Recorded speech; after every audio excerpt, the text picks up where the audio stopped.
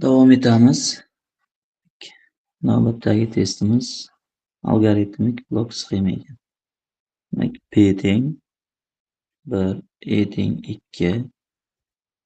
Demak, E'miz 10 ga teng bo'lguncha siklimiz davom etar ekan. Demak, har bir qadamda E'ni olib kelib P ga ko'paytiramiz.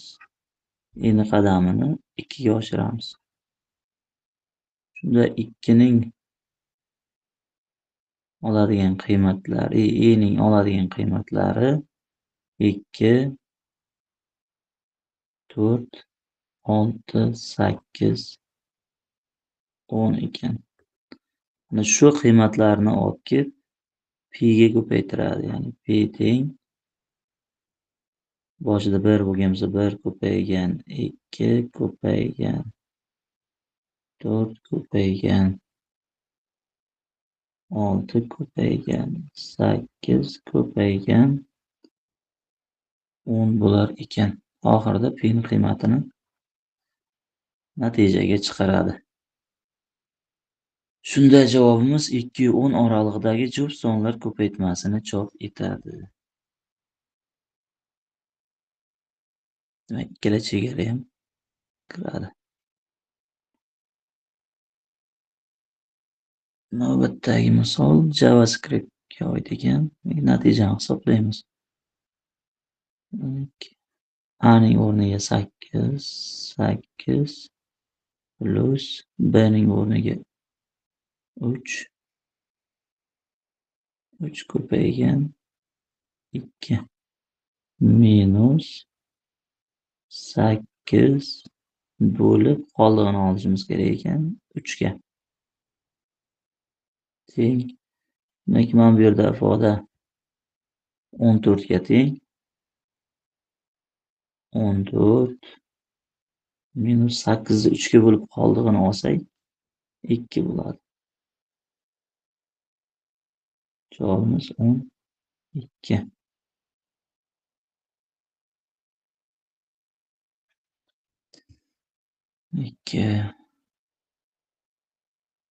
Quyidagi keltirilganlardan qaysilari mulohaza bo'la oladi?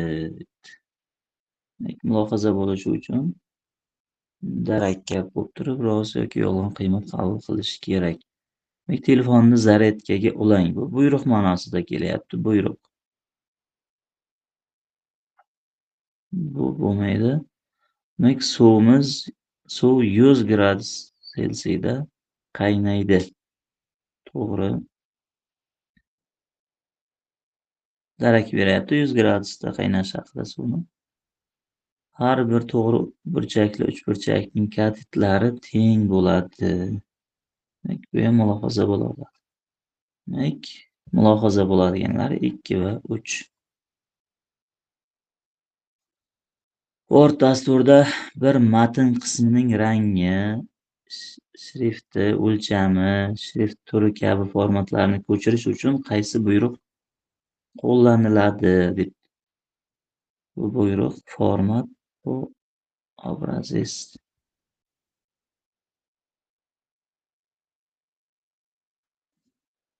Animatsiya turlariga mos javoblarni toping debdi.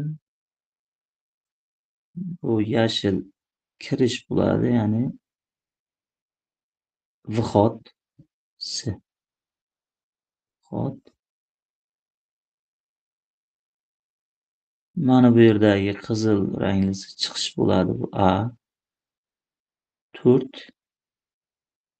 joyni shijitish, pути перемещения B bo'ladi. Endi bunga 2 ga o'z-o'zidan D qoladi delindi. Demak, S D A B. S D A B degan javobimiz to'g'ri ekan. HTML tartiblanmagan ro'yxat hosil qilish uchun qaysi tik ishlatiladi deb. Tartiblanmagan ro'yxat uchun all tegi bu tartiblangan.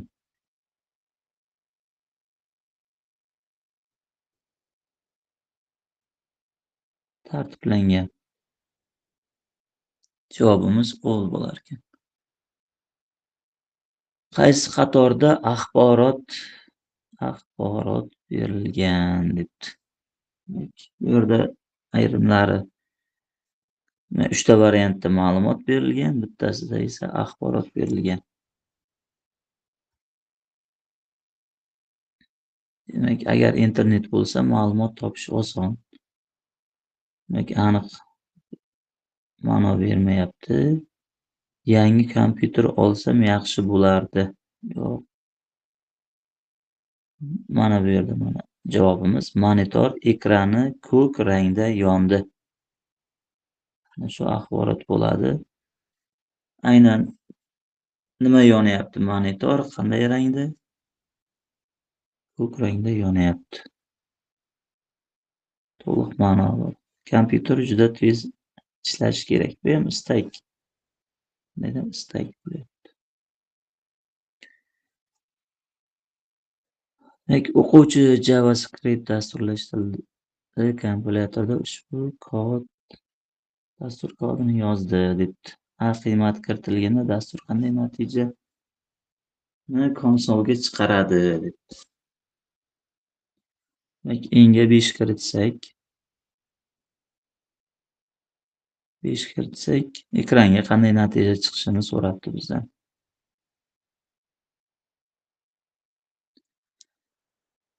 Demak, boshida miz 1 ga teng. Teng 1. Demak, 1 dan 5 kattami deb shartimiz bor. Kattaligi uchun pastga tushamiz. S teng s'imiz 1 ga teng edi. 1 plus 5. Ya'ni 6 bo'ladi. Keyingi shartimiz, demak, mana bu yerda shartimiz ozroq chala bergan yoki atayin shuni qilishgan.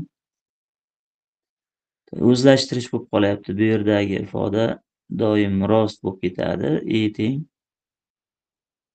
Teng 3 bo'ladi. Siklimiz shu joyidan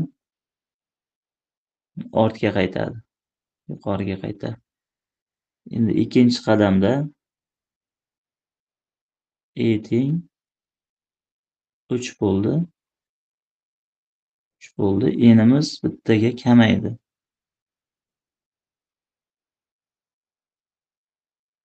N'imiz bittaga kamayib, ya'ni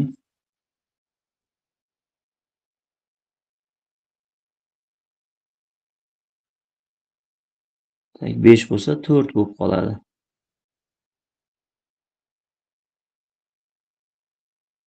Yo'q, shu yerda sal adashibmiz. Mana bu pastda 3 ga teng bo'lgandan keyin yuqoriga boryapti-dagina bittaga oshyapti, ya'ni 4 bo'lib qolyapti. Bittaga oshyapti. Mana bu yerda plus hisobini olamiz. Mana bu pastki qismga kelganda 3 ga teng bo'ldi o'zi, qaytib borganda bittaga oshib, qadam 4 bo'ladi. Keyingi shartimiz endi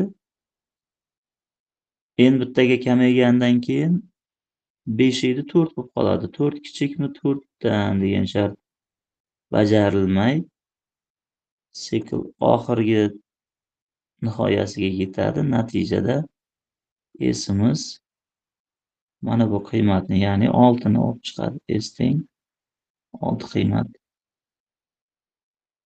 chiqar ekan.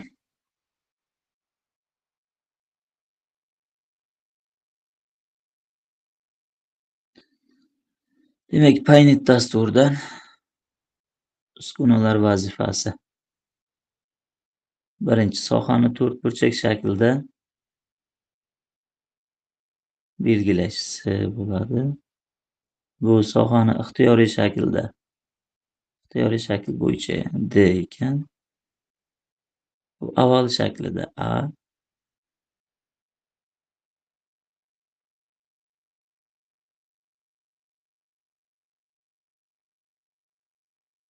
Demak, A bu. Keyingisi belgilangan sohani ajratib olish B. S, D, A, B degan javob ekan. S, D, A, B.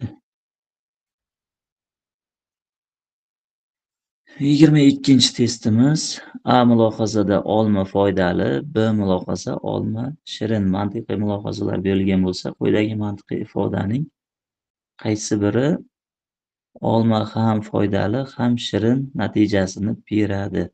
Ikkalasi bir vaqtda rost bo'lishi kerak. Konjunksiya amali orqali. Agar disjunksiya bilan boshlansa, olma foydali yoki shirin ma'nosi kelib qoladi. Shuning uchun konjunksiya bilan bog'lashimiz kerak.